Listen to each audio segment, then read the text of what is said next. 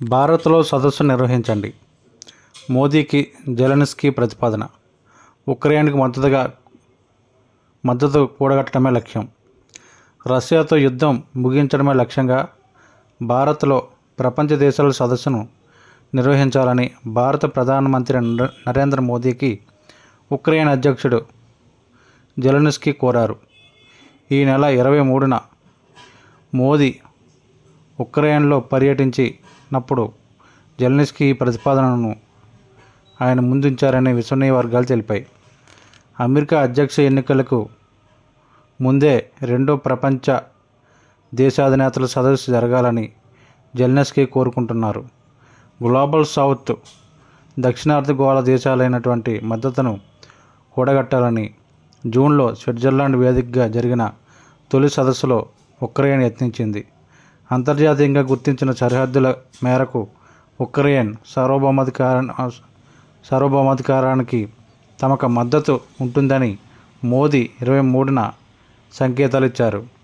అయితే ఉక్రెయిన్ కోరినట్లుగా సదస్సు నిర్వహించడానికి భారత్ ఇంకా సమ్మతించలేదు. రష్యా ఉక్రెయిన్ యుద్ధ విరమణ కోసం శాంతి ప్రక్రియలో నిర్మాణాత్మక పాత్ర పోషించడానికి సిద్ధంగా ఉన్నట్లు ప్రధాని మోదీ సంకేతాలు ఇచ్చారని విదేశీ వ్యవహారాల శాఖ అధికార ప్రతినిధి రణధీర్ జైస్వాల్ ఒక ప్రశ్నకు సమాధానంగా తెలిపారు.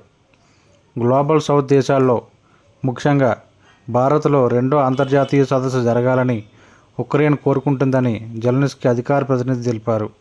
శాంతి సాధన కోసం జెలెన్స్కీ 10 అంశాల ఫార్ములాను రూపొందించారు. ఉక్రెయిన్ భూభాగంలోని ఆక్రమిత ప్రాంతాలన్నింటినీ నుంచి రష్యా వైదొలగాలని, ముఖాముఖి చర్చలకు ముందు ప్రపంచ దేశాలు రష్యాను దూరంగా పెట్టాలని జెలెన్స్కీ కోరుతున్నారు. శాంతి చర్చలు వేదికపై రష్యా ఉన్నప్పుడే ఏ ప్రయత్నమైనా ముందుకు సాగుతుందని గ్లోబల్ సౌత్ దేశాలు అంటున్నాయి. స్విట్జర్లాండ్లో జూన్ 15-16 తేదీల్లో జరిగిన చర్చకు 100 దేశాలకు పైగా హాజరైనప్పటికీ ఉక్రెయిన్ ప్రపంచ మద్దతును కూడగట్టడంలో పూర్తిగా సఫలీకృతం కాలేకపోయింది. చైనా గైర్హాజరు కాగా భారత్, ఇండోనేషియా, దక్షిణాఫ్రికాలు తుది ప్రకటనపై సంతకం చేసేందుకు నిరాకరించాయి.